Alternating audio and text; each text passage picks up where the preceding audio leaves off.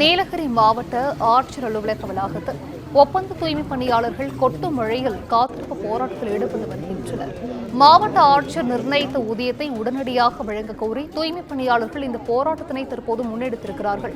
ஆட்சியர் நிர்ணயித்த ஊதியத்தை ஒப்பந்ததாரர்கள் வழங்குவதில்லை எனவும் தூய்மை பணியாளர்களின் தரப்பிலிருந்து புகாரானது தெரிவிக்கப்பட்டிருக்கிறது.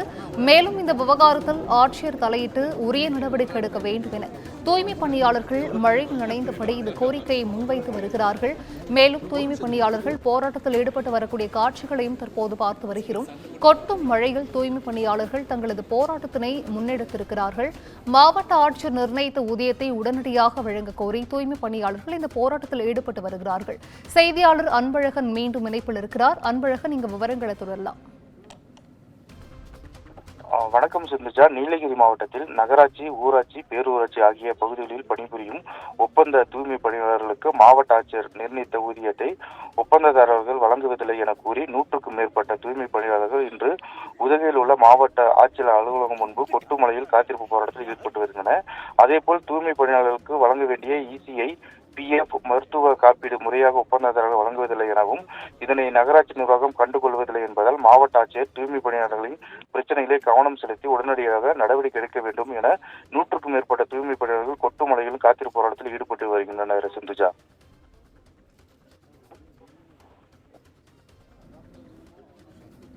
விவரங்களை வழங்கியமைக்கு நன்றி அன்பழகன்.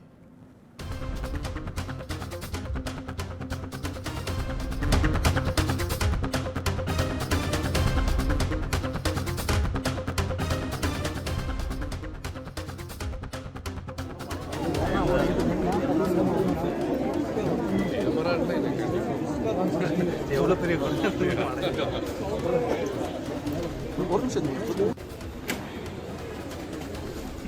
சண்டை சொல்லணும்.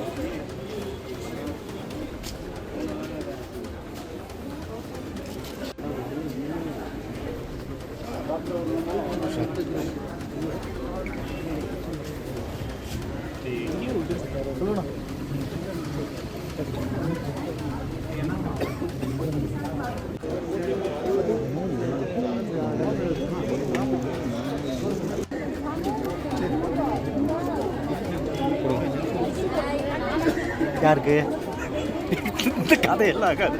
யார்